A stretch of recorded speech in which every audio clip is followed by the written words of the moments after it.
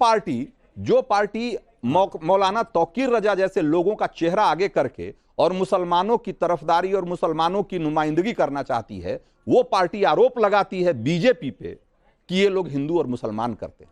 आपको क्या लगता है कि ये इस तरह का दोहरा चरित्र, इसको नहीं कहेंगे तो और क्या कहेंगे? यही कांग्रेस के ज्यादातर नेताओं ने आजादी के पहले यही किया था। 1927 में जब जिन्ना ने दिल्ली में बैठक बुलाई मुसलमानों की, हाँ। और प्रस्ताव पारित किया कि कैबिनेट में 1/3 जो है सदस्य मुसलमान होंगे, सिंध में, प्रांत में, बलूचिस्तान में, इन सब में मुसलमानों के लिए सीटें आरक्षित हों, तो कांग्रेस ने उसका सपोर्ट कर दिया। और कांग्रेस के सपोर्ट का परिणाम क्या हुआ वो आप जानते हैं कि 1935 में सीधा हुआ कि हिंदू मुस्लिम 2 राष्ट्र है। और उस समय का जो मुस्लिम लीग थी वो कांग्रेस को हिंदू पार्टी कहती थी। जैसे आज नहीं, ये बीजेपी को कुछ लोग जो बता रहे हैं, ठीक आजादी के पहले मुसलमानों ने 1909 के बाद, इसमें मोहम्मद इकबाल भी शामिल थे जिनका हम गीत गाते हैं, वो बोलते थे कि अगर कांग्रेस का शासन आ गया आजादी के बाद तो हिंदुओं का शासन होगा, मुसलमान उसमें 2ym दर्जे का नागरिक होगा। और आज जो तौकीर रजा जावेद अली खान को कोट कर रहे थे, देखिए जावेद अली खान तो देश के सेकुलर चेहरा है, सेकुलर लिबरल चेहरा है समाजवादी पार्टी के। दिल्ली के लुटियंस चारों तरफ उनकी पूछ होती रहती है। उन्होंने कहा कि हमने इस पर काम करके देखा है उसी बैठक में कि मुसलमान इस देश का 2ym दर्जे का नागरिक है। तो ये लगभग वही सिचुएशन है जो देश में 1935 के बाद पैदा किया गया देश में, ठीक वही सिचुएशन पैदा करने की कोशिश हो रही है। बहाना इस समय बीजेपी है। बहाना, जब बीजेपी सत्ता में नहीं थी, मैं तो ये पूछ रहा हूं, जब बीजेपी सत्ता में नहीं थी 2014, उसके पहले क्या बयान थे? अब देखिए, एक पार्टी, इसमें सारी पार्टी के मुस्लिम नेता हैं, अब ध्यान दीजिए, कोई एक पार्टी का नहीं शामिल है, इसमें सारी पार्टी के मुस्लिम नेता शामिल है। दुर्भाग्य से सबकी एक ही भाषा है। और अब सबसे जो खतरनाक भाषा है वो कह रहे हैं कि भैया आज हालत ये हो गई है कि कहीं भी घेर कर लोग मुसलमानों को मार डालते हैं। क्या देश की ऐसी स्थिति है? और फिर कह रहे हैं कि कुर्बानी के लिए तैयार हो, मतलब तैयार रही है, जिहाद के लिए तैयार हो। और हमने 2024 लोकसभा चुनाव में देखा कि मुसलमानों के ऐसे नेता जगह जगह कह रहे थे कि ये जो चुनाव है तुम्हारे लिए ये दीन का विषय है। तो ये आपने एक बड़ी महत्वपूर्ण बात कही है। आदिल हसन, क्या जो देश के आजादी के या समय, या यूं कहें कि देश के बंटवारे के समय जो नैरेटिव सेट किया गया, वही नैरेटिव आज भी पूरा मुस्लिम जमात का एक बड़ा तबका, एक नेताओं का एक बड़ा धड़ा आज भी उसी नैरेटिव को लेकर आगे बढ़ रहा है कि वो इसी तरीके से मुसलमानों को 2ym दर्जे का नागरिक साबित कर दो, सरकार को कह दो कि ये मुसलमानों की दुश्मन है, और इस तरीके से आम मुसलमानों के मन में सरकार, व्यवस्था, सिस्टम के प्रति नफरत भरो और उसके बाद जो एजेंडा चलाना है वो चलाओ। क्या इसी तरह की पॉलिटिक्स कर रहे हैं आप?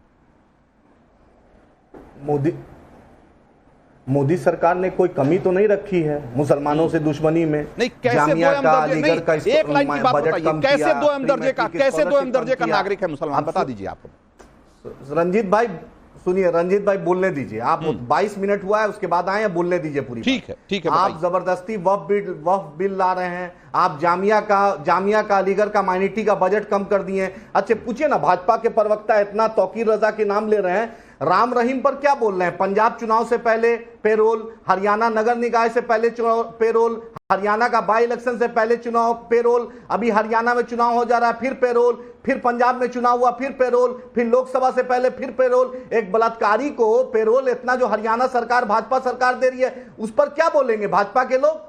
वो कौन से हैं? वो कौन गुरु हैं? जरा बतलाइए तो। राम रहीम जिनको बार बार पेरोल मिलता है, आप उसका विरोध करिए ना, राजनीतिक विरोध करिए। मैंने सवाल आपसे पूछा आदिल हसन कि इस देश का मुसलमान 2ym दर्जे का नागरिक है, ये कैसे साबित करोगे आप बताओ ना। कौन सी योजनाएं हैं सरकार की? एक मिनट, कौन सी सरकार की योजनाएं हैं जिसका फायदा मुसलमानों को नहीं मिल रहा? कौन सा ऐसा प्रावधान है जिसके जरिए मुसलमानों को सरकारी योजनाओं से अलग किया गया? कोई ऐसा एक आध दो तो नजीर पेश करिए भाई साहब, कुछ तो कहिए। सुनिए, बतला रहे अटल बिहारी वाजपेयी जी के वक्त मदरसा मॉडर्नाइजेशन का स्कीम था। 2017-18 के बाद योगी सरकार आई, उसमें हिंदू टीचर भी हैं जो मैथ, फिजिक्स, केमिस्ट्री पढ़ाते हैं मदरसा में, उनको तनख्वाह नहीं मिली है। योगी सरकार ने मोदी सरकार को लिखा है उनको तनख्वाह नहीं मिली है, बोलिए तो मैं आपको दे दूं। और मैं बतला दूं, वो पिंकी चौधरी एक गुंडा जो मार रहा था बांग्लादेशी के नाम पर, उस पर एनएसए क्यों नहीं लगा? हर दिन उसकी गिरफ्तारी हुई ना साहब, उसकी गिरफ्तारी हुई ना, उसकी गिरफ्तारी हुई ना। अरे एनएसए क्यों नहीं लगाए? अरे एनएसए क्यों नहीं लगाया आपने? अब सारा का अब कानून भी आप ही तय करोगे। मुसलमानों का तो घर बुलडोजर से चला देते हैं। राकेश त्रिपाठी, राकेश त्रिपाठी सिर्फ गिरफ्तारी से बात नहीं बनेगी। अब वो कानून उसमें धारा कौन सी लगेगी ये भी अब एआईएम के प्रवक्ता तय करेंगे।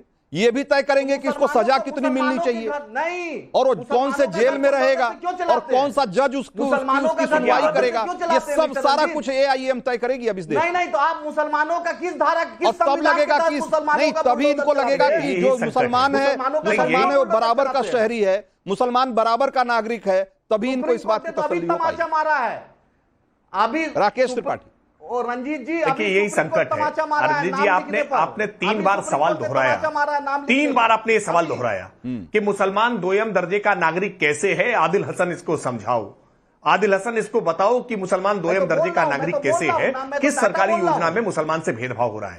आदिल हसन ने राम रहीम से लेकर के और पिंकी चौधरी तक की तमाम सारी बातें कह डाली, लेकिन मुसलमान दोयम दर्जे का नागरिक कैसे है यह स्थापित नहीं कर पाए। सच बात यह है कि आदिल हसन जैसे ये लोग और इनकी पार्टी पूरी तरह से मुसलमानों को भड़काने का हर संभव प्रयास करती है, और जैसे ही योजनाओं के बारे में पूछ लेंगे ना, पोल खुल जाएगी इनकी। मैं बता रहा हूं ना आपको, मैं बता रहा हूं, प्रधानमंत्री आवास योजना के तहत मिले हुए आवास में 27% हिस्सेदारी है, आबादी के अनुपात से ज्यादा मुसलमानों को मिली हुई है। लेकिन अब ये आंकड़ा देख करके आप आंखें मूंद लेते हो। क्या प्रधानमंत्री आज किसान सम्मान निधि योजना में क्या हिंदू किसान को अलग और मुसलमान किसान को अलग, क्या उनको 6,000 की जगह 3,000 मिलते हैं, क्या उनको नहीं मिलते? किसी कोई सरकारी योजना बताइए, भारत सरकार की हो या भाजपा शासित किसी राज्य सरकार की हो, किसी योजना में किसी भी प्रकार से मुसलमानों के प्रति कोई भेदभाव अगर हो रहा हो तो आदिल हसन इस मंच पर उसको रखिए, आपका हम स्वागत करेंगे। हम उस योजना में परिवर्तन करेंगे, हम अपनी कमी को स्वीकार करेंगे और क्षमा याचना करेंगे कि हाँ भाई, मुसलमानों के साथ किसी तरह का कोई गलत भेदभाव हुआ है। लेकिन सच ये है आदिल हसन, पोल खुल जाएगी आपकी, आप एक तथ्य नहीं रख पाएंगे। इस देश के मुसलमानों को डराना बंद करो। इस देश में मुसलमान किसी तरह से असुरक्षित नहीं है। असुरक्षित तब था जब हासिमपुरा हो रहा था, असुरक्षित तब था जब मलियाना हो रहा था, असुरक्षित तब था जब मुजफ्फरनगर का दंगा हो रहा था, जब सपा की सरकारें, जब कांग्रेस की सरकारें होती थी ना, तब मुसलमान असुरक्षित था। आज भारतीय जनता पार्टी की सरकार में मुसलमान को हर प्रकार की बुनियादी सुविधा मिल रही है, हर प्रकार की सुविधा मिल रही है कि राष्ट्र के लिए सशक्त योगदान अपना आदिल हसन क्या इसी बात से तकलीफ में, आप नहीं जानते, आदिल हसन क्या इसी बात से तकलीफ में है आप कि आज दंगे नहीं हो रहे, आज दंगे नहीं हो रहे, दंगे नहीं हो रहे, इसलिए आपका नैरेटिव सेट नहीं हो पा रहा। ये जो मुसलमान खतरे में है, मुसलमान खतरे में है और दोयम दर्जे का नागरिक है, ये एजेंडा सेट नहीं हो पा रहा क्योंकि आज दंगे नहीं हो रहे। मैं तो आपके सामने रंजीत भाई, मैं तो बात रख दिया, जामिया का अलीगढ़ का बजट कम हो गया, एएमयू किशनगंज को 1 रुपया नहीं मिला, हज कमेटी में भ्रष्टाचार है उसकी जांच नहीं हुई, प्री मैट्रिक का बजट कम हो गया, क्लास 1 से शुरू होना था वो नहीं हुआ, मुसलमानों के घर बुलडोजर से जलाए जा रहे हैं, लेकिन पिंकी चौधरी को सुरक्षित, यूपी सरकार उसको सुरक्षा कुछ नहीं कर रही है उस पर। हर दिन नरसिम्हा जैसा लोग भारत से हज जाने वालों की संख्या बढ़ गई, इसका मतलब मुसलमान की आज आर्थिक मुसलमानों पर हुई है। इसीलिए आज जिस गुजरात का उदाहरण देते हैं ना, उसी गुजरात से सर्वाधिक आवेदन आते हैं हज जाने के लिए, हज जाने